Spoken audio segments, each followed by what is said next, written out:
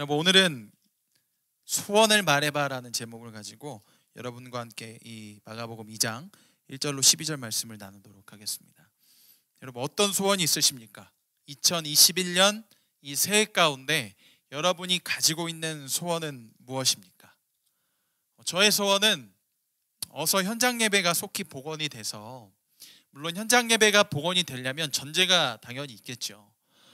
코로나가 정말 점점점 잠잠해지고 백신을 모든 국민들이 한 번씩 다 맞게 돼서 정말 좋은 상황이 열리게 돼서 여러분과 함께 다시 한번 자유하게 예배드리는 그날을 저는 꿈꿔보며 하나님께 늘 소원을 말씀드리고 있습니다.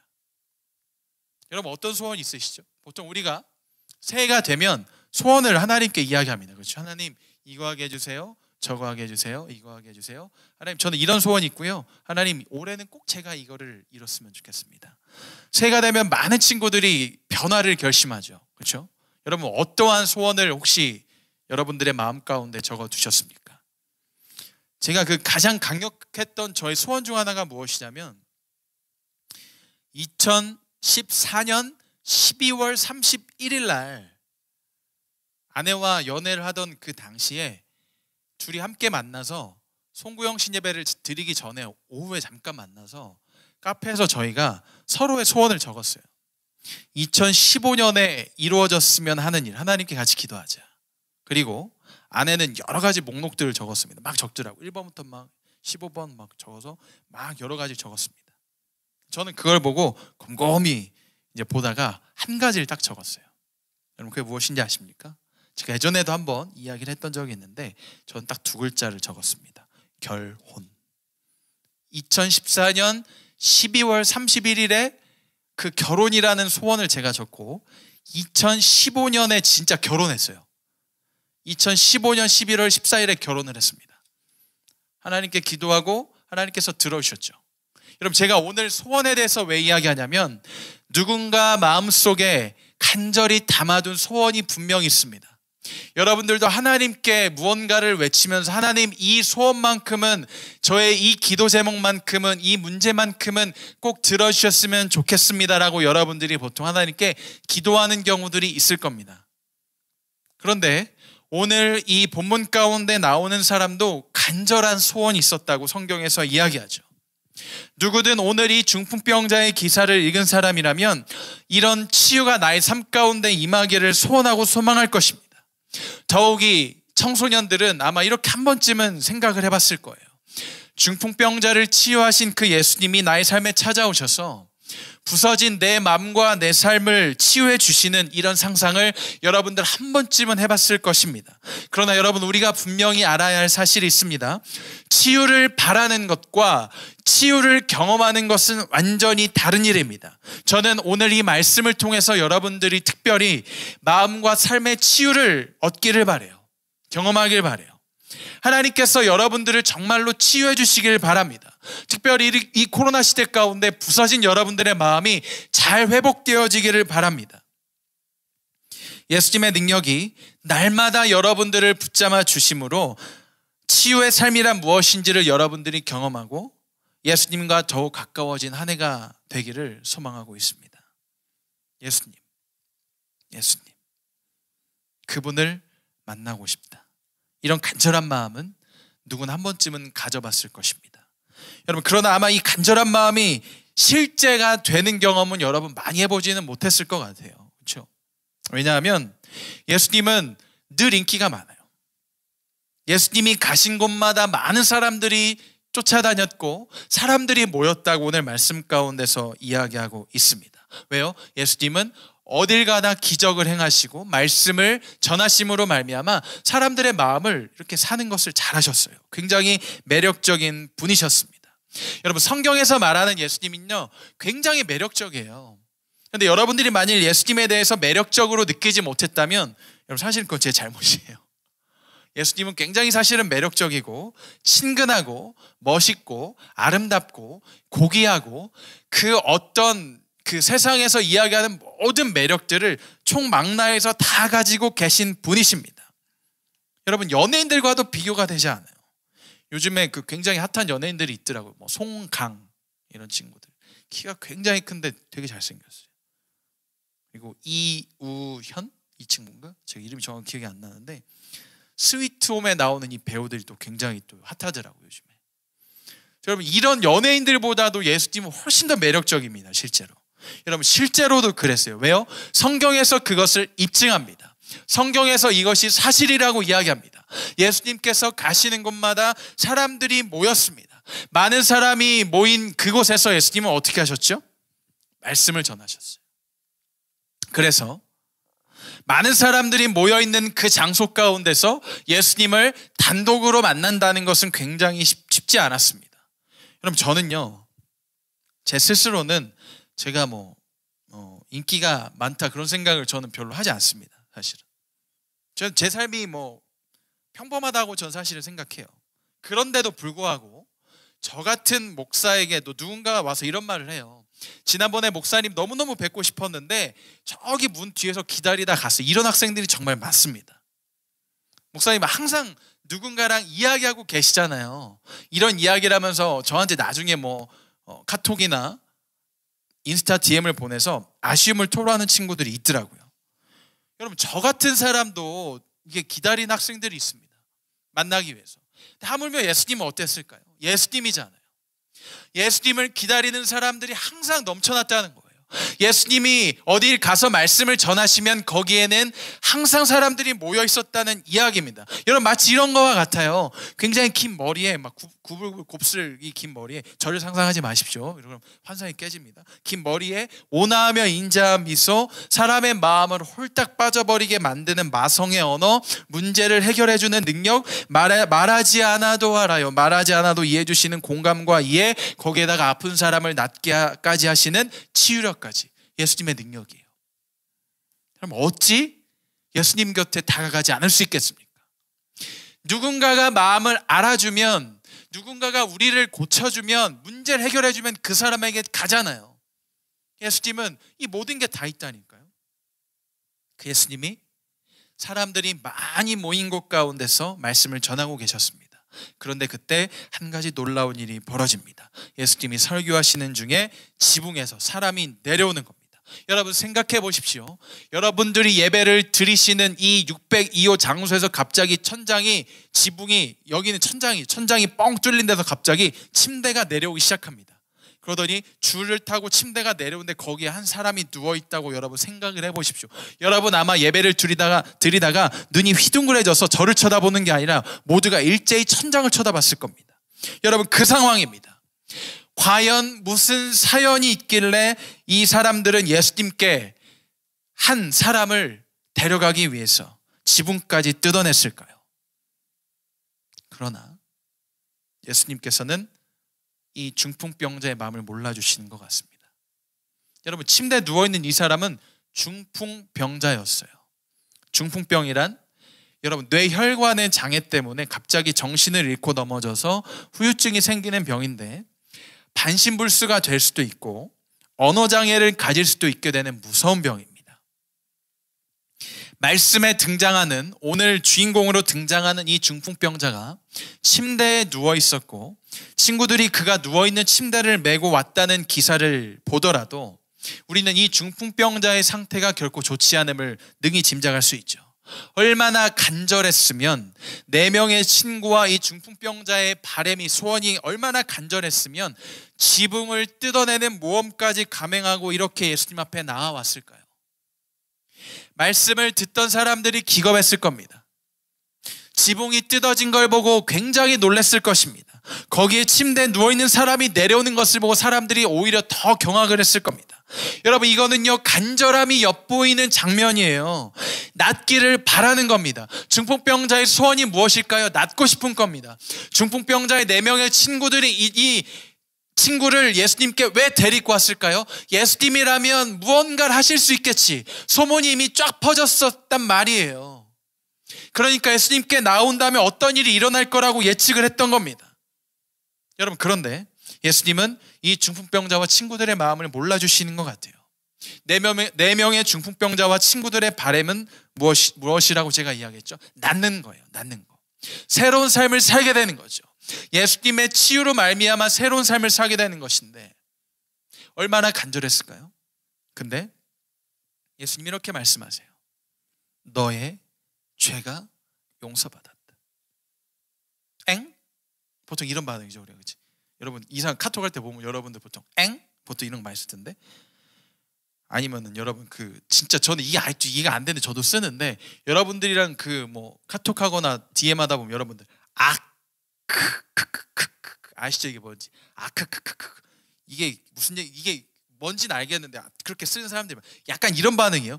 그러니까 이거 할 말이 없어. 지금 무슨 상황인지 모르겠어. 중풍병자는 병을 고침받기 위해서 예수님께 나와왔고, 4명의 친구들은 마땅히 그런 일들을 기대하면서 힘들게 침대 메어 갖고 와서 지붕을 뚫고서 힘들게 침대를 내렸더니 예수님이 그걸 보시고 뭐라고 하신다고요? 너의 죄가 용서받았다. 주님, 이게 도대체 무슨 이야기입니까? 제 친구는 지금 일어나지도 못하는 중풍병인데 저희가 원하는 건 그게 아니잖아요. 주님 아시잖아요. 죄 용서를 받았다니요. 주님 그거 말고요. 여러분 이거예요. 여러분 이런 경험이 여러분들에게 한 번쯤은 모두 있을 것입니다. 여러분 하나님은, 예수님은 어떤 분이에요? 전지, 이게 뭐예요? 모든 것을 알고 계시죠. 전능, 모든 일을 할 수 있으시죠. 그런 하나님이시기에 하나님은 우리 소원을 들어주는 건 어렵지 않아요. 사실 말씀으로 모든 걸 창조하신 분입니다. 생각만 해도 하나님은 모든 걸 다 이루실 수 있는 그런 분입니다.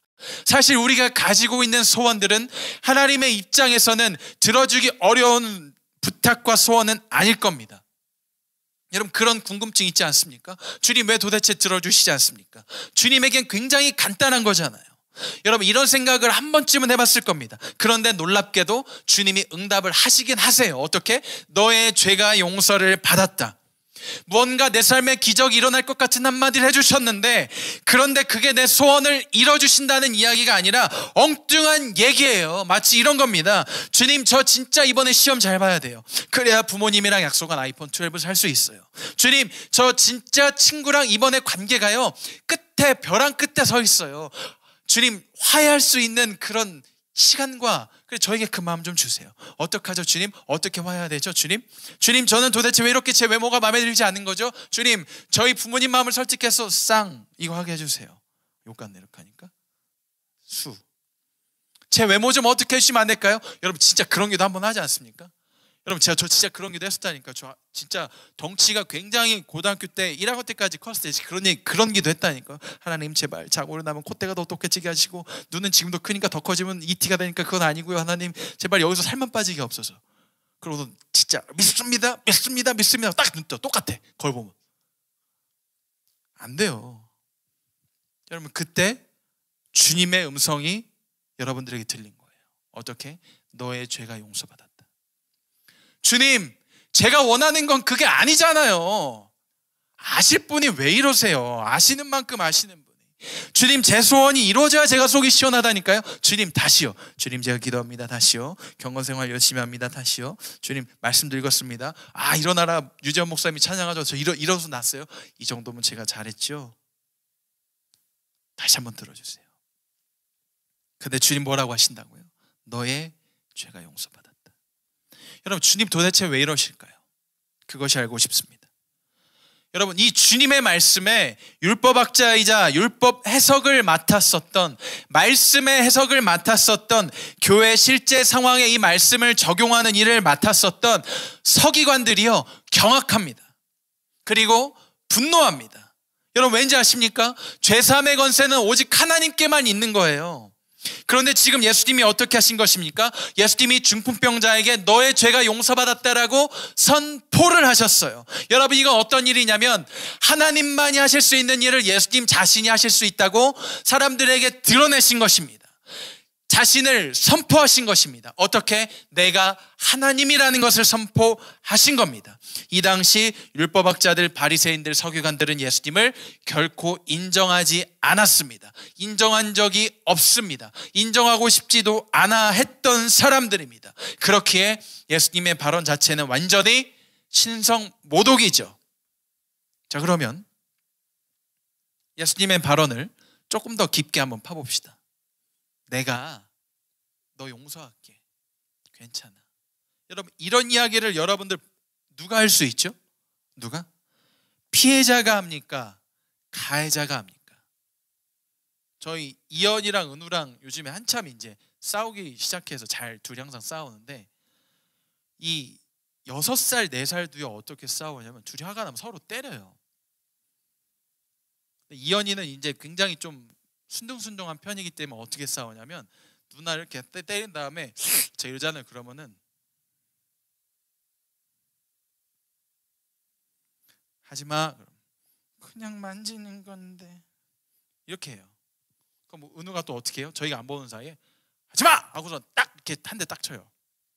여러분, 그러면 둘이 이렇게 자주 싸우잖아요. 그럼 만약에 먼저 이연이가 은우를 쳤어. 그럼 제가 어떻게 할까요? 저희가 이연아, 누나한테 사과해. 그럼 누나 미안해. 이연이가 이렇게 이야기를 해요. 그러면 누가 가해자예요? 이연이 가해자, 은우 피해자. 은우가 뭐라고요?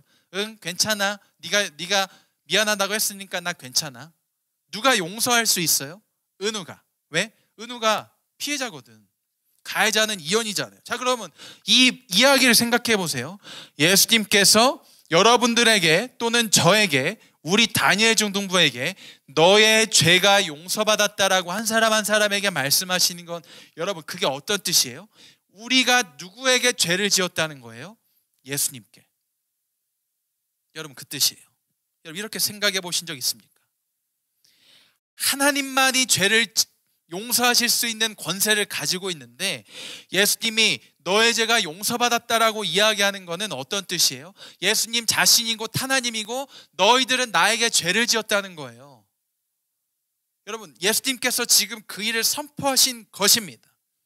중풍병자 이 이야기를 통해서 예수님께서 자신이 스스로가 하나님임을 말씀하신 것입니다. 그러니까 서기관들이 굉장히 분노하고 화를 내는 거죠. 그러나 예수님은 상관이 없습니다. 왜요? 자신이 하나님이니까. 자신이 진짜로 죄를 사할 수 있는 권세를 가지신 분이시니까. 그리고 서기관들이 분을 내자 예수님이 그 마음을 이미 아셨습니다. 말하지 않아도 알아요. 아셨습니다. 그래서 예수님이 어떻게 이야기하세요? 중풍병자에게 너의 죄사함을 받았다는 말과 일어나 너의 상을 가지고 걸어라는 이 말 중에서 어느 것이 쉽겠네요? 여러분, 상식적으로 인간의 입장에서 생각해 보세요. 인간의 입장.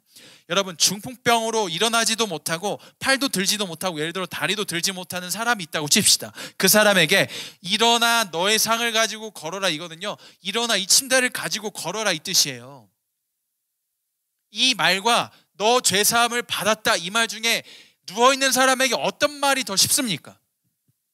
인간적으로 보면 내 죄사함을 받았다는 말이 하기는 더 쉬워요. 왜냐하면 일어나 걸어라 이렇게 이야기하는데 걷지 못하면 이거는 외적인 증거, 기적이 일어나는 게 아니잖아요. 그런데 어떻게 이야기하는 거? 내 죄사함을 받았다, 이거는 받았는지 안 받았는지 몰라요. 그러니까 말은 하기 쉽습니다.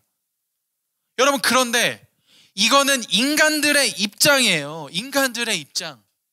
여러분, 진짜는요, 하나님 입장에서는, 예수님 입장에서는 진짜 더 어려운 게 뭐예요? 죄 용서예요. 죄 용서. 죄 용서하는 게 훨씬 더 어려운 겁니다. 왜냐하면 하나님께서 가장 싫어하시는 것이 죄이기 때문이에요. 누군가를 하나님께서 용서하시기 위해서는 크나큰 대가를 치르셔야 했습니다. 그래서 우리 인간들의 입장에선 어떻다고요? 일어나 내 상을 가지고 걸어라, 이거보다 죄사함을 받았다 이 말이 더 쉽지만 하나님 입장에서는 전혀 그렇지 않았습니다. 여러분, 이게 왜 그런지 제가 다시 한번 말씀을 드리도록 하겠습니다. 그 얘기를 하기 전에, 왜 예수님께서 내 죄사함을 받았다, 너의 죄가 용서를 받았다라고 이야기하는지 아십니까?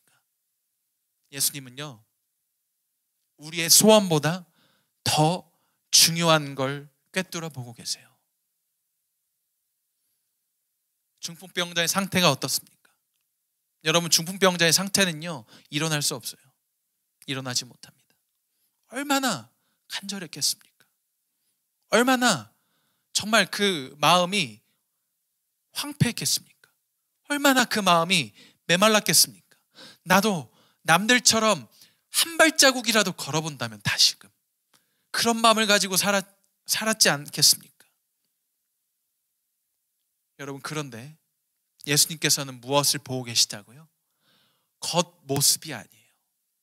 겉으로 드러난 우리의 소원이 아니에요. 우리의 그 일상에서 일어나는 문제들, 관계의 문제들, 돈의 문제들, 나의 미래의 문제들, 그런 정도가 아니에요. 예수님께서는 무엇을 보고 계십니까? 여러분의 영혼의 속살까지도 다 들여다보고 계신다는 거예요. 여러분들의 가장 깊은 마음속 내면을 꿰뚫어 보고 계신다는 이야기입니다. 예수님께서 여러분들의 내면을 보셨더니 여러분들의 그 마음 가장 깊숙한 곳을 예수님께서 보셨는데, 우리들 삶 가운데, 중풍병자의 삶 가운데 가장 큰 문제가 존재하더라 이거예요. 그게 무엇입니까? 죄의 문제입니다. 죄의 문제. 여러분 생각해 보십시오. 여러분, 친구 관계는요, 해결이 안 되는 것도 있지만 노력을 하면 어느 정도는 됩니다. 성적이요, 노력하면 어느 정도는 올라가긴 합니다. 그런 우리 삶에 일어나는 많은 문제들이요, 사실은 우리가 참고 노력하고 우리가 시간을 투자하고 그렇게 하면요, 어느 정도는 조금씩 되는 부분이 분명 있잖아요. 여러분들이 누구보다도 잘 알잖아요. 그런데 우리가 아무리 발버둥 쳐도 절대 우리 힘으로 일어날 수 없고 걸어갈 수 없고 절대로 우리가 해결할 수 없는 단 한 가지의 문제를 예수님께서 보셨다는 거예요. 중풍병자를 봤더니 이 문제가 해결이 되지 않으면 중풍병자가 일어나 걷더라도 중풍병자는 다시금 일어날 수 없는 존재겠구나, 예수님께서 보셨다는 거예요. 여러분, 그게 무엇입니까? 죄의 문제입니다. 예수님께서는 죄의 문제를 보신 것입니다. 여러분, 우리는 이 시점에서 한 가지 사실을 잊지 말아야 돼요. 지금 우리가 소원을 말해봐요 요술램프 지니처럼 예수님을 생각하고 살아가는 경우가 있다는 것입니다. 예수님께 기도할 때마다 오로지 소원을 말하면서 예수님께서 내가 원하는 소원을 들어주시길 기대했지만 들어주시지 않는 그 예수님께 실망하며 넘어진 적이 우리에게는 많다는 거예요. 여러분, 인정하시면 돼요. 인정하세요. 질책하는 게 아닙니다. 저도 그래요. 그래서 같이 인정하자는 거예요. 우리가 다시 한번 그 모습을, 이 연약한 모습을 인정하자는 거예요. 어떻게? 내가 몰랐던, 내가 해결할 수 없는 그 부분, 나의 진짜 내 마음 깊은 가장 깊숙한 곳에서 내가 바라고 있는 유일한 갈망, 그 소원을 예수님이 아시는구나. 여러분, 그게 무엇입니까? 우리의 내면 깊은 곳, 선물, 그 어떤 걸로도 채워지지 않았던 만족, 그 어떤 걸로도 채워지지 않았던, 여전히 갈증이 일어나고 갈망이 일어났었던, 다른 그 어떤 것으로도 해결되지 않았었던, 채워지지 않았던 그 빈틈과 구멍과 그 동굴을 누가 채우셨다고요? 하나님께서 채우셨다고요. 여러분, 중풍병자는 죄사함을 받았습니다. 그리고 그 이후에 일어나 걷게 됩니다. 참 안타까웠어요. 왜? 여러분, 사람들이 다 놀랍니다. 그리고 하나님께 영광을 돌렸다 그래요. 저는 그런데 이 기사가 그렇게 저한테 반갑지 않았습니다. 왜요? 사람들이 왜 영광을 돌렸을까요? 중풍병자가 일어나 걸어간 것을 보고 영광을 돌린 겁니다. 사람들은 여전히 무엇에 초점을 맞춥니까? 기적에. 문제가 해결됐을 때, 그때 하나님을 봐요. 그러나 우리는 누구입니까? 그리스도입니다. 여기서 한 단계 더 나아가자는 거예요. 여러분은 이미 하나님의 자녀이지 않습니까? 그러니까 우리는 보이지 않는 것을 보자 이겁니다. 우리는 하나님께서 행하신 일, 우리의 근원적 문제를, 그 자체를 해결하신 그 예수 그리스도의 놀라운 사랑과 은혜를 보자는 거예요. 거기에 영광을 돌리자 이겁니다. 여러분, 중풍병자에게 내 죄가 용서를 받았다, 이 말씀을 하시기 위해 예수님은 나중에 어떤 일을 감당하셔야 했는지 아십니까? 실제로 죽으셔야 했습니다. 그 죄를, 중풍병자의 죄를 짊어지고 십자가에 오르셨습니다. 중풍병자 한 사람이 아닌 인류의 모든 죄를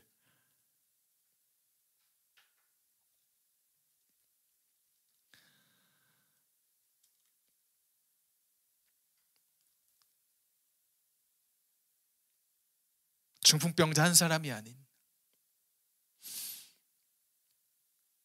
모든 인류의 죄를 용서하시기 위해서.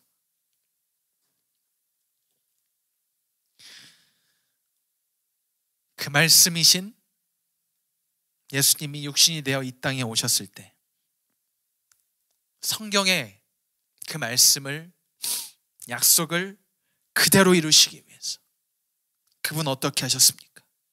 우리의 죄 용서를 위해서 자신이 죽으셨습니다. 그래서 우리는 하나님께 영광을 돌리는 겁니다.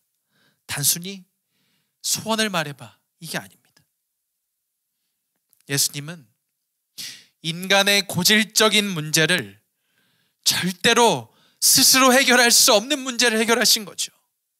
그 문제가 해결되자 우리에게 찾아온 삶이 무엇입니까? 바로 복음의 결과로 찾아온 삶이 무엇입니까? 일어나는 거예요. 여러분, 우리는 일어날 수 있습니다. 우리의 삶의 그 자리 가운데서 어떠한 문제가 터지더라도 이제는 우리의 상을 가지고 일어나 걸어갈 수 있습니다. 왜요? 가장 근본적으로 해결돼야 되는 문제가 해결됐기 때문에, 이제 우리는 죄사함을 받았기 때문에 일어날 수 있습니다. 중풍병자처럼 일어나지 못하던 우리의 영혼이 이제 일어나 걷게 됐습니다. 사랑하는 여러분, 그 자유를 다시금 기억하세요. 누리세요. 단순히 소원만을 하나님께만 가지고 나아가지 마시고 우리의 근원적 문제를 해결하신 그 하나님께 여러분 기쁨으로 나아가시길 바라요. 그분이 여러분들의 유일한 갈망을 이루신, 해결할 수 없었던 그 문제를, 중풍병자와 같이 스스로 일어날 수 없었던 우리를, 영혼의 중풍병이 걸렸었던 우리를 치유하시기 위해서 대신 어떠한 힘도 발휘할 수 없고 스스로의 힘으로 일어날 수 없는 무덤 가운데 거하셨던 그 주님이 여러분의 주님입니다. 그 주님을 기억하시고 이번 한 주간도 사랑과 은혜 고백으로 주님께 나아가는 사랑하는 다니엘 중등부 여러분 되시기 바랍니다. 우리 다 같이 나의 죄를 씻기는 하나님 앞에 그 찬양 올려드리고 함께 기도하며 예배 계속하여 주님께 나아가도록 하겠습니다.